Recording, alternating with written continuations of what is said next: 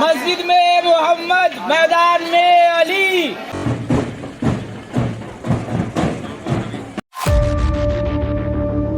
তো ভাই লোক ইছলাম ধৰ্মীয় লোকসকল তথা শিয়া মুছলমানসকলে যে মহৰম পালন কৰে, আচলতে এই মহৰমটো কিয় পালন কৰে আৰু এই মহৰমৰ আঁৰত থকা ঘটনাটো কি, আৰু এই মহৰমৰ দিনাখনে যে ইছলাম ধৰ্মীয় লোকসকলে নিজৰ গাতে নিজে মানে আঘাত কৰে, সেইটো আচলতে কিহৰ কাৰণে কৰা হয়, সেই সকলোখিনি এই ভিডিঅ'টোত আমি আপোনালোকৰ লগত শ্বেয়াৰ কৰিম। তো বলক ভিডিঅ'টো আৰম্ভ কৰোঁ।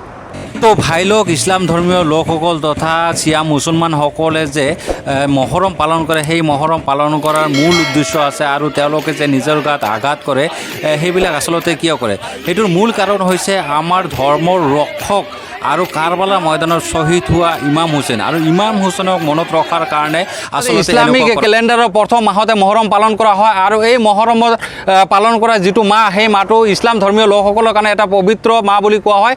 আৰু এই মাহৰ 10 নম্বৰ দিনতে আশুৱা বুলি কোৱা হয়, আৰু আশুৱাৰ দিনটো আচলতে ইছলাম ধৰ্মীয় লোকসকলৰ বাবে এটা পবিত্ৰ দিন। আৰু এই দিনত ইছলাম ধৰ্মীয় লোকসকলে ৰোজা ৰাখে। অৱশ্যে ৰোজা ৰখাটো ফৰজ নহয়, যদিও এই ৰোজাটো ইছলাম ধৰ্মীয় লোকসকলে সুন্নত হিচাপে ৰাখে। আশুৱাৰ দিনাখন যিসকল ইছলাম ব্যক্তিয়ে ৰোজা ৰাখে, তেওঁলোকৰ বিগত 1 বছৰৰ গুনাহ আল্লাহ তাআলা মাফ কৰি দিয়ে। তেনেহ'লে আৰু মহৰমৰ দিনাখন তাজিয়া ওলোৱা হয়, আৰু তাজিয়া ওলোৱাৰ মূল কাৰণ হৈছে যে ইমাম হুছেইনক মনত ৰখ পেলোৱাৰ কাৰণে। ইমাম হুছেইনে কাৰবালাৰ ময়দানত যিটো ত্যাগ কৰিছিল, সেইটো মনত পেলোৱাৰ কাৰণে। লওক আচলতে এতিয়া প্ৰশ্ন হ'ল যে ইমাম হুছেইন কোন আছিল? ইমাম হুছেইন আছিল হজৰত মুহাম্মদ সাল্লাল্লাহু আলাইহি সাল্লামৰ নাতিয়েক, আৰু তেওঁ ইছলাম ধৰ্ম ৰক্ষাৰ কাৰণে তেওঁ কাৰবালাত শ্বহীদ হৈছিল। আৰু হজৰত মুহাম্মদ সাল্লাল্লাহু আলাইহি সাল্লামে তেওঁ নিজে ইছলাম ধৰ্ম প্ৰচাৰ কৰিছিল, আৰু তেওঁৰ মৃত্যুৰ 50 বছৰমান পিছতে যেতিয়া ইজিপ্তই নিজকে এই ইছলাম ধৰ্মীয় লোকসকলৰ শাসক বুলি বা খলিফা বুলি দাবী কৰিছিল, ইছলাম ধৰ্মীয় লোকসকলে তেওঁক খলিফা বুলি মানি নোলোৱাতে দিনক দিনে ইজিপ্ত বাহিনীয়ে ইছলাম ধৰ্মীয় লোকসকলৰ ওপৰত অত্যাচাৰ বৃদ্ধি পাবলৈ ধৰিলে।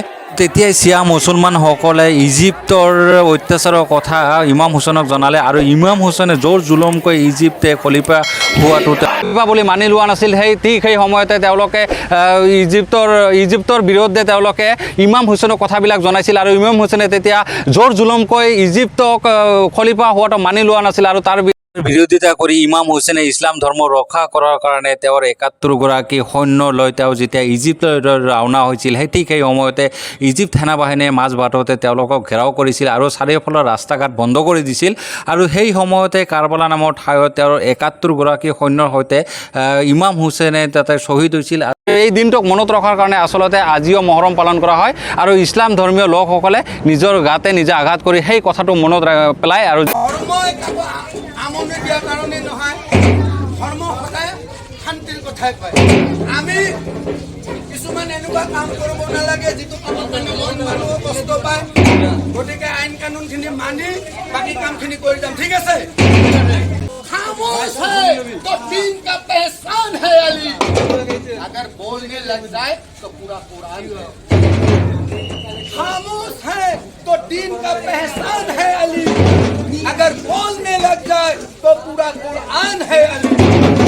कुरान देता है हमें दीन ईमान का दावा, कुरान देता है हमें दीन ईमान का दावा। दिल है मेरा बोले मेरे ईमान अली है, मेरे ईमान अली है। यो